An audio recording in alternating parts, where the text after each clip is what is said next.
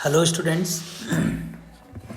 तो स्टूडेंट्स कोई नहीं, थोड़ा लाइव में स्टूडेंट्स कुछ नेटवर्क इशू आ रहा था, तो कोई दिक्कत नहीं स्टूडेंट। अगर हमने कमिटमेंट की है तो हम पूरी भी करेंगे। तो आज जैसा कि कमिटमेंट था कि पी ब्लॉक का रिवीजन अपलोड होगा ही, तो होगा ही स्टूडेंट, राइट। तो मैं ये रिकॉर्डेड वीडियो बना रहा हूँ आपके लिए, जिसमें सारी चीज़ें आएंगी, कोई दिक्कत नहीं है। तो हम इसको अपलोड करेंगे और आपके लिए वो बहुत ज़्यादा बेनिफिशियल होंगी। तो स्टूडेंट यहाँ पे ये जो नोट्स है वो मेरे टेलीग्राम चैनल पे आपको मिल जाएगा, और टेलीग्राम चैनल को मैं इस वीडियो की डिस्क्रिप्शन में ऐड कर दूंगा। तो ये जो पीडीएफ है वो आपको इजीली अवेलेबल हो जाएगी। तो थैंक यू स्टूडेंट्स, लेकिन लाइव स्ट्रीमिंग के लिए आप लोग सभी आए, मुझे बहुत अच्छा लगा। और जब आपकी तरफ से अगर पॉजिटिव रेस्पॉन्स है तो मेरी तरफ से भी रहेगा, और आज आपको पी ब्लॉक का कंप्लीट रिवीजन मिल जाएगा। तो स्टूडेंट स्टार्ट करते हैं। पी ब्लॉक 13 ग्रुप से ही शुरू करते हैं। तो NH2 NP1 क्या रहता है स्टूडेंट, इसका इलेक्ट्रॉनिक कन्फिग्रेशन रहेगा। इंपॉर्टेंट यहाँ पे स्टूडेंट ये है कि +1 वैलेंसी किसकी ज़्यादा स्टेबल होती है, थैलियम की, और उसका रीजन क्या रहेगा, उसका रीजन है inert pair effect, inert pair effect. तो स्टूडेंट थैलियम की +1 वैलेंसी मोर स्टेबल है। यही रीजन है कि रेस्पेक्टिव अगर हम बात करें थैलियम की, तो thallium +3 easily converted into thallium plus, तो इजीली रिड्यूस हो रहा है। तो ये कैसे बिहेव करेगा, as a oxidizing agent. Atomic radii की स्टूडेंट अगर हम बात करें तो जनरल वे में तो आप जानते हो कि एटॉमिक रेडियाई क्या करता है student, top to bottom increase करता है। लेकिन स्टूडेंट यहां पर गैलियम और एल्यूमिनियम के रेस्पेक्ट में स्लाइटली क्या रहेगा, यहां पर एक्सेप्शन नहीं बोल के मैं बोलूंगा रीजन भी, कि भाई यहां पे जो गैलियम है उसमें होता है शील्डिंग इफेक्ट। और शील्डिंग इफेक्ट किसकी वजह से आ रहा है, शील्डिंग इफेक्ट सर आ रहा है because of completing D orbital. तो इसकी वजह से स्टूडेंट क्या होगा कि यहां शील्डिंग इफेक्ट के रेस्पेक्ट में रिपल्शन थोड़ा कम होगा, जिसकी वजह से रेडियाई जो रहेगा गैलियम का वो एल्यूमिनियम से क्या हो जाएगा, कम हो जाएगा सर। क्या हो जाएगा, कम हो जाएगा। तो रेडियाई गैलियम का एल्यूमिनियम के कंपैरिजन में क्या रहेगा, कम रहेगा। फिर स्टूडेंट आयनाइजेशन एनर्जी की बात कर लेते हैं। तो आयनाइजेशन एनर्जी सर ये हम जानते हैं कि ionization energy inversely proportional to atomic radii. तो सर ये बात तो क्लियर है कि सर बोरॉन की हाईएस्ट हो जाएगी, लेकिन उसके बाद क्या आना चाहिए, तो यहां आता है थैलियम। और थैलियम क्यों आ रहा है, because of nuclear charge of attraction, because of nuclear charge of attraction. तो न्यूक्लियर चार्ज ऑफ अट्रैक्शन होने की वजह से थैलियम की ग्रेटर होगी। फिर कौन आएगा, गैलियम, क्योंकि उसका एटॉमिक रेडियाई कम है, और फिर एल्यूमिनियम, लास्ट में इंडियम। तो इसकी हमने ट्रिक भी बनाई हुई है, आप देख सकते हैं क्या है, ये देखिए आप क्या है, बातें गई इलाहाबाद इंडिया, यानी कि बातें बोरॉन थैलियम गई गैलियम इलाहाबाद इंडिया। उसके बाद हम बात कर लेते हैं इलेक्ट्रॉन नेगेटिविटी की। तो इलेक्ट्रॉन नेगेटिविटी क्या होती है स्टूडेंट, कि भाई आउटर मोस्ट में जो इलेक्ट्रॉन है वो इलेक्ट्रॉन न्यूक्लियस से अट्रैक्ट होगा। अगर उसका अट्रैक्शन ग्रेटर है तो एलिमेंट क्या करेगा student, more electronegative property show करेगा। तो यहां बोरॉन का साइज स्मॉल है सर, सही है। उसके बाद कौन आ गया, एल्यूमिनियम आ गया। उसके बाद कौन आ गया, थैलियम आ गया। उसके बाद कौन आ गया, इंडियम आ गया। उसके बाद कौन आ गया, गैलियम आ गया, राइट। हाँ तो स्टूडेंट यहां पे थोड़ा ये रॉन्ग है, इसको आप करेक्ट कर लेंगे, मैं यहां पे करेक्ट कर ही रहा हूं। इलेक्ट्रॉन नेगेटिविटी का जो ऑर्डर है वो ये नहीं रहेगा, राइट। तो इसका ऑर्डर क्या रहेगा, मैं यहाँ पे रिप्रेजेंट कर देता हूँ डिफरेंट कलर से। बोरॉन हाईएस्ट रहेगा, जैसा कि हमारा लाइव स्ट्रीमिंग में भी बात हुई थी। और उसके बाद कौन रहेगा सर, उसके बाद सर आ जाएगा थैलियम। उसके बाद कौन आ जाएगा सर, थैलियम आ जाएगा, है ना। क्योंकि थैलियम के रेस्पेक्ट में जैसा कि मैंने आपको बताया कि भाई थैलियम के रेस्पेक्ट में क्या रहता है, D&F, पुअर शील्डिंग इफेक्ट। क्या रहता है, पुअर शील्डिंग इफेक्ट। तो इसकी वजह से सर यहां पर क्या रहेगा, थैलियम आएगा। और थैलियम के बाद कौन आ जाएगा सर, अब तो थैलियम के बाद कौन आएगा सर, थैलियम के बाद आएगा इंडियम आएगा। इंडियम के बाद सर गैलियम आएगा, और लास्ट में कौन आएगा, एल्यूमिनियम। तो इलेक्ट्रॉन नेगेटिविटी का ऑर्डर आप करेक्ट कर लेना, राइट। तो इलेक्ट्रॉन नेगेटिविटी में बोरॉन, थैलियम, इंडियम, गैलियम और एल्यूमिनियम। फिर स्टूडेंट हम बात कर लेते हैं डेंसिटी की। तो डेंसिटी में अगर आप देखें स्टूडेंट, डेंसिटी की बात कर रहे हैं, ऑनवर्ड्स इंक्रीज ही करेगी। ऑनवर्ड्स क्या करेगी? इंक्रीज करेगी sir, boron, aluminium, gallium, thallium. फिर मेल्टिंग पॉइंट की भी बात कर लेते हैं सर। तो मेल्टिंग पॉइंट में क्या रहेगा? तो मेल्टिंग पॉइंट हाईएस्ट तो बोरॉन का ही है। हाईएस्ट किसका रहेगा? बोरॉन, नॉन मेटल है ना स्टूडेंट, हाईएस्ट तो वही रहेगा। फिर कौन आएगा? एल्यूमिनियम आ गया सर, सही है। एल्यूमिनियम के बाद कौन आ जाएगा? थैलियम। थैलियम के बाद इंडियम, देन गैलियम। तो देख सकते हैं स्टूडेंट आप, ऑर्डर डिफरेंट है। बोरॉन के बाद एल्यूमिनियम, थैलियम, इंडियम और गैलियम। क्लियर? तो ये आपको ध्यान रखना है। उसके बाद अगर हम बॉइलिंग पॉइंट की बात करते हैं तो हाईएस्ट तो बोरॉन ही है। फिर कौन आएगा सर? एल्यूमिनियम। एल्यूमिनियम के बाद गैलियम, इंडियम और थैलियम। तो आप देख सकते हैं इस ऑर्डर में कोई डिफरेंस नहीं है, इस ऑर्डर में कोई डिफरेंस नहीं है। तो आपको केवल यहां पे ध्यान रखना है कि मेनली डिफरेंस किसमें है सर? मेल्टिंग पॉइंट में। अब इलेक्ट्रोड पोटेंशियल की बात कर लेते हैं। इलेक्ट्रोड पोटेंशियल में बोरॉन, एल्यूमिनियम, गैलियम, इंडियम का तो नेगेटिव रहेगा, जबकि थैलियम का क्या रहेगा? पॉजिटिव। तो गुड ऑक्सीडाइजिंग एजेंट है। नेगेटिव अगर हमारे पास क्या रहेगा? इलेक्ट्रोड पोटेंशियल, तो गुड रिड्यूसिंग एजेंट होता है। फिर स्टूडेंट हम बात कर रहे हैं हाइड्राइड प्रॉपर्टी। तो हाइड्राइड प्रॉपर्टी में क्या होता है स्टूडेंट कि हमारा जो बोरॉन है ना, उसका जनरल फॉर्मूला होता है BnHn+4 और BnHn+6। तो कई बार वो पूछ लेता है कि बताइए कौन सा एनहाइड्राइड बोरॉन का फॉर्म होगा।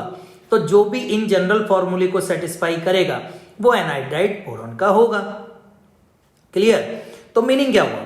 मीनिंग ये हुआ सर कि ये दोनों ही हाइड्राइड बोरॉन के कहलाएंगे। अब मैंने मान लीजिए आपसे कहा n की वैल्यू 2 है, तो ये आप कहेंगे सर B2H6 बनेगा, और इस फॉर्मूले के अकॉर्डिंग क्या बनेगा? B2H8। तो सर ये दोनों ही करेक्ट है, दोनों ही हाइड्राइड करेक्ट है।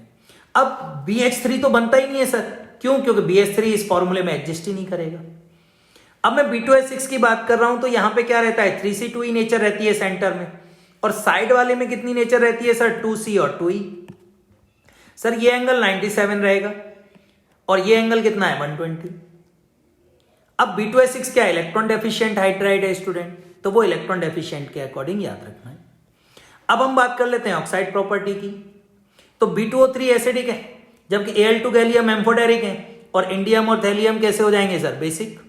जैसे कि हमारी डिस्कशन हुई है, top to bottom basic property क्या करेगी? इंक्रीज। नाउ अब B2O3 वाटर के साथ क्या बनाता है? H3BO3।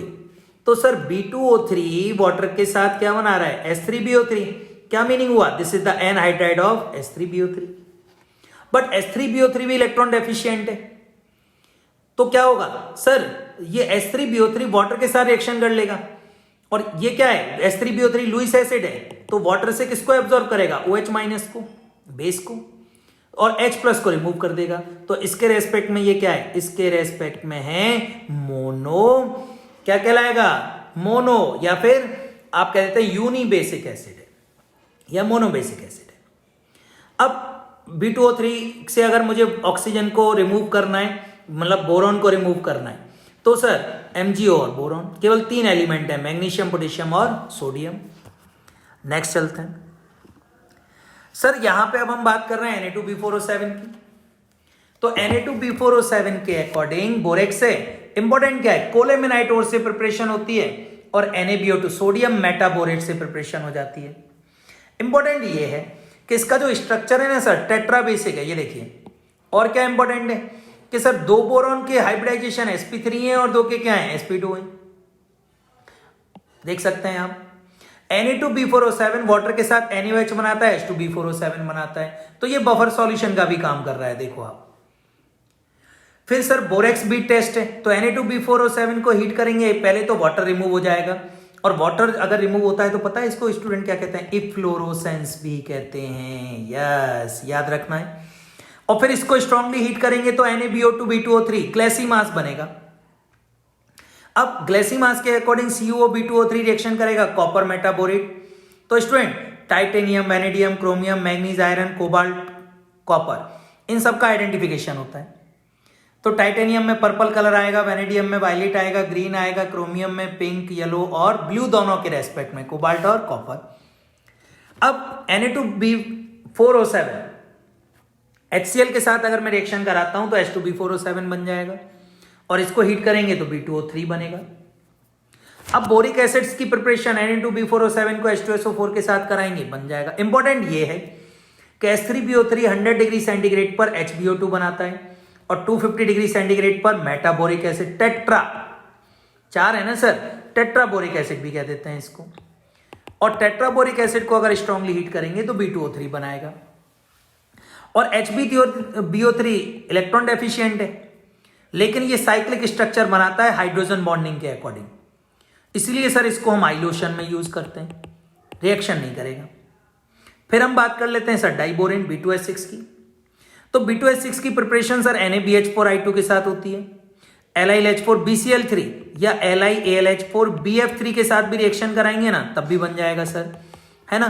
क्या बनेगा, LiF AlF3 और क्या बन जाएगा, B2S6। नेक्स्ट स्टूडेंट, अब B2S6 की 3 प्रॉपर्टी है सर कि ये अमोनिया के साथ रिएक्शन कर लेता है। अब अमोनिया के साथ जब रिएक्शन करेगा, देखो टेम्परेचर और प्रेशर के रेस्पेक्ट में, तो पहले तो कॉम्प्लेक्स बना रहा है और हाई टेम्परेचर पे क्या बना रहा है, इनऑर्गेनिक ग्रेफाइट, और 1:2 के रेशियो में रिएक्शन कर रहा है तो क्या बना रहा है, इनऑर्गेनिक बेंजीन। खास बात यह है कि इनऑर्गेनिक ग्रेफाइट में जितने भी एलिमेंट है हाइब्रिडाइजेशन sp2 ही रहेगा और यहां इनऑर्गेनिक बेंजीन में भी sp2 रहेगा, तो इसमें कोई दिक्कत नहीं स्टूडेंट। अब Na2B4O7 एंटीसेप्टिक होता है, यूज है सर। जो बोरॉन है ना उसका 10 आइसोटोप न्यूट्रॉन को एब्जॉर्ब करता है, H3BO3 आइलोशन में यूज होता है, एंटीसेप्टिक है। खास बात यह है कि अगर इसको हम रिएक्शन कराते हैं B2S6 को O2 के साथ, तो सर ये B2O3 और H2 रिलीज करता है और 2000 के अराउंड एनर्जी रिलीज होती है। That's why it is a good fuel, अच्छा फ्यूल है ये। अब एल्यूमिनियम की बात करते हैं, अर्थ क्रस्ट में सबसे ज्यादा है। इसकी प्रिपरेशन हमें 3 रिएजेंट हैं, बेयर्स प्रोसेस, हॉल्स प्रोसेस और सरपेक मेथड। बेयर्स प्रोसेस का रिएजेंट NaOH है, हॉल्स का Na2CO3 है, सरपेक मेथड का कार्बन और N2 C+N2। तीनों के रेस्पेक्ट में तो बेयर्स और हॉल्स में तो कॉम्प्लेक्स बनता है सोडियम एल्यूमिनियम टेट्राहाइड्रोक्साइड, और सरपेक में एल्यूमिनियम नाइट्राइड बनता है। जब तीनों को वाटर के रेस्पेक्ट में रिएक्शन कराते हैं तो हमारा एल्यूमिनियम हाइड्रोक्साइड बनता है और उसकी स्मेल्टिंग के बाद Al2O3 बन जाता है एल्यूमिना। अब जो एल्यूमिना है, एल्यूमिना से मुझे तो एल्यूमिनियम प्रिपेयर करना है, तो हम स्टूडेंट इलेक्ट्रोलिसिस प्रोसेस कराते हैं, हाल-हॉर्लॉट प्रोसेस।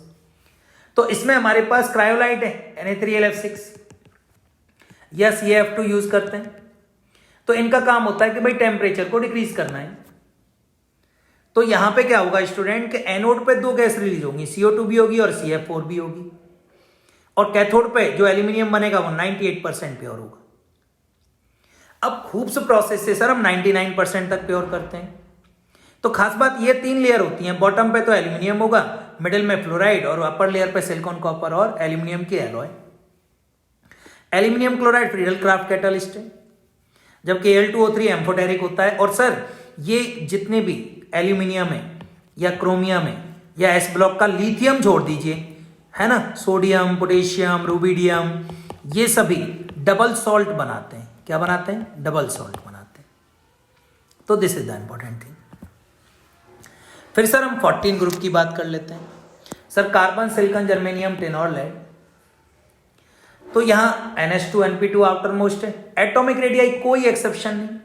आयनाइजेशन एनर्जी में एक्सेप्शन है लेड और टिन में। क्यों? रीजन भाई है कि लेड में क्या होगा सर, T और F ऑर्बिटल फुलफिल्ड है तो न्यूक्लियर चार्ज ऑफ अट्रैक्शन बढ़ेगा, इसलिए आयनाइजेशन एनर्जी बढ़ जाएगी। इलेक्ट्रॉन नेगेटिविटी की बात करें, कार्बन की सबसे ज्यादा होगी, फिर लेड, सिलिकॉन, जर्मेनियम की सेम होती है। वैल्यू की बात करूं तो कार्बन 2.5, लेड 1.9, इन तीनों का 1.8। मेल्टिंग पॉइंट कार्बन सबसे ज्यादा होगा, सिलिकॉन, जर्मेनियम, लेड और SN लेड के रेस्पेक्ट में ग्रेटर हो जाता है। कार्बन का melting point 4100 degree centigrade highest है। कार्बन फाइबर यूज होता है स्टूडेंट। आपको पता है कि जो कार्बन है वो स्पीड कार्स में यूज कर रहे हैं क्योंकि इतना हाई टेम्परेचर है सर, फायर कैच नहीं करेगा, है ना। जबकि आयरन जो स्टील होती है उसका कितना होता है, 2200 degree centigrade max to max, 2002। तो इसीलिए यहां पर हम कार्बन फाइबर की प्रोसेस यूज कर रहे हैं, है ना। और बिल्डिंग्स वगैरह में भी हम यूज करते हैं ताकि फायर कैच ना हो। कैटोनेशन प्रॉपर्टी कार्बन की सबसे ज्यादा होगी, लेड सो ही नहीं करेगा सर। हाइड्राइड में हाइड्राइड प्रॉपर्टी की अगर हम बात करें तो मीथेन है, सिलिकॉन है, जर्मेनियम है, टिन है और लेड है। सर CH4 को क्या कहते हैं? CH4 को कहते हैं मीथेन। SiH4 को क्या कहते हैं? सर SiH4 को हम क्या कहते हैं? सिलेन। GH4 को क्या कहते हैं? सर GaH4 को हम कहते हैं जर्मेनियम, सॉरी जर्मेन। और उसके बाद SN को क्या कहते हैं? स्टेनिन। और सर उसके बाद हम लेड को क्या कहते हैं? प्लम्बेन। क्या कहते हैं? प्लम्बेन कहते हैं सर। तो प्लम्बेन के रेस्पेक्ट में ये हमारे फॉर्मेशन होते हैं, PH4, PbH4। अब सर इंपॉर्टेंट क्या है? नेक्स्ट अगर हम बात करें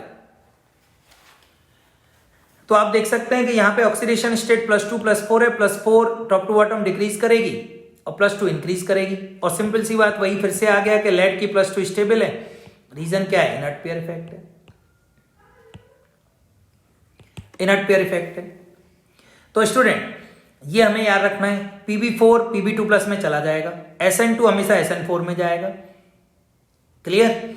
ऑक्साइड की बात करें तो CO बनेगा, सही है।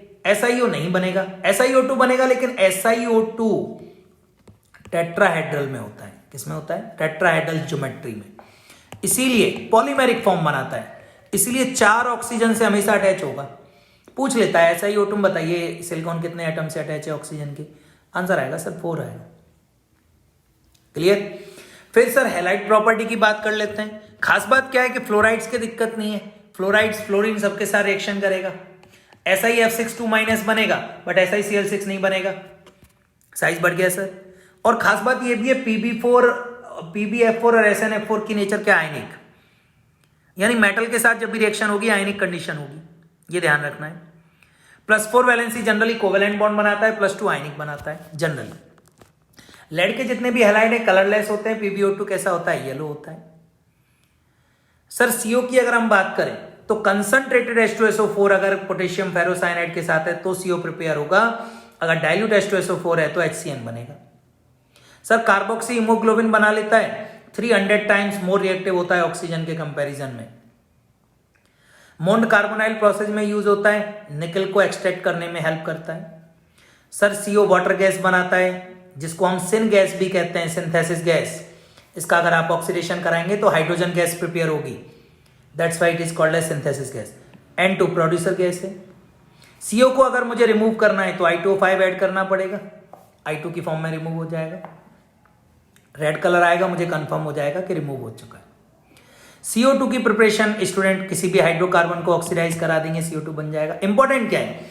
इंपॉर्टेंट ये है यहां पर कि सर जो H2CO3 है वो क्या बनाता है? H+ और HCO3-।